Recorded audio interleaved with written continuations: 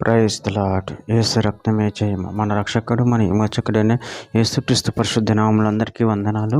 చిన్న ప్రార్థన ద్వారా ఉదయకాల వాక్యదానం చేసుకుందాము. పరిశుద్ధుడ మహాగణుడైన దేవ యేసయ్య, సర్వాధికారినైన మీకు వేలాది వందనములు కృతజ్ఞత స్తుతి స్తోత్రం చెల్లించుకుంటున్నాను. దేవ ఉదయకాలం ప్రభు వాక్య భాగం ధ్యానిస్తుండగా వాక్య భాగం మాకు అర్థమైన సహాయం చేసి మీ కృపలో బలపరిచి మీకు మధ్యగా మమ్మల్ని నడిపించమని ఈ చిన్న ప్రార్థన యేసుక్రీస్తు పరిశుద్ధ నామములో అడిగి పెట్టుకుంటున్నాను తండ్రి. Amen amen. నిర్గమకాండం 3వ అధ్యాయం 14వ వచనం. అందుకు దేవుడు, నేను ఉన్నవాడును అనువాడునై ఉన్నానని మోషేతో చెప్పెను. మరియు ఆయన ఉండుననువాడు మీ యొద్దకు నన్ను పంపినని నువ్వు ఇశ్రాయేలుతో చెప్పవలెనెను. ఆమెన్. దేవుడు ఈ వాక్య భాగం జీవించిన గాక.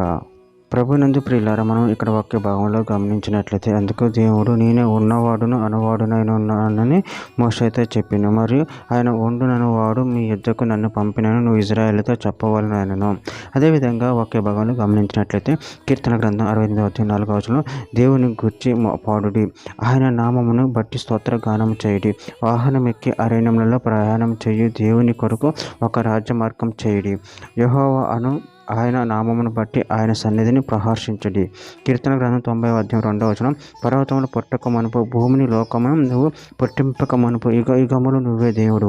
యెషయా గ్రంథం 44వ అధ్యాయం 6వ వచనం, ఇశ్రాయేలు రాజైన యెహోవా వారి విమోచకుడైన సైన్యములకు అధిపతియగు యెహోవా ఇలాగ సెలవిచ్చుచున్నాడు, నేను మొదటి వాడును కడపటి వాడును, నేను తప్ప ఏ దేవుడును లేడు.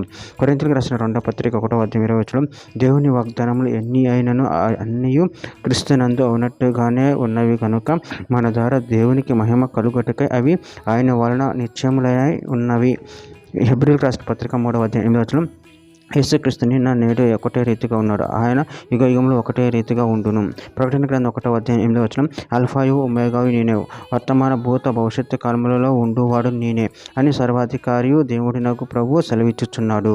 ఆమోసు గ్రంథం 9వ అధ్యాయం 6వ వచనం, ఆకాశమందు తన కొరకు మేడగదులు కట్టుకొని వాడును, ఆకాశ మండలమునకు భూమి మీద పునాదులు వేయువాడు ఆయనే, సముద్ర జలమును పిలిచి వాటిని భూమి మీద ప్రవహింపజేయువాడును ఆయనే, ఆయన పేరు యెహోవా.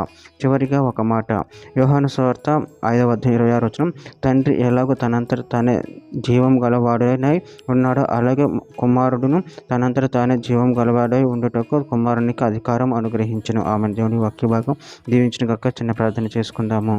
పరిశుద్ధుడ ప్రేమగల దేవ యేసయ్య, మీరు ఇచ్చిన వాక్యదానాన్ని బట్టి ప్రభు మీకు కృతజ్ఞతలు చెల్లించుకుంటున్నాను. దేవ మీరు ఉన్నవాడు అన్నవాడు దేవునే ఉన్నారు తండ్రి. నేను మీరు తప్ప మాకు ఇంకే దేవుడు తరపు మీ ప్రేమలో మీ కృపలో మమ్మల్ని బలపరిచి స్థిరపరిచి మీకు మాత్రం మమ్మల్ని నడిపించమని చిన్న ప్రార్థన చేసిన మమ్మల్ని అడిగి పెట్టుకుంటున్నాను తండ్రి. ఆమె.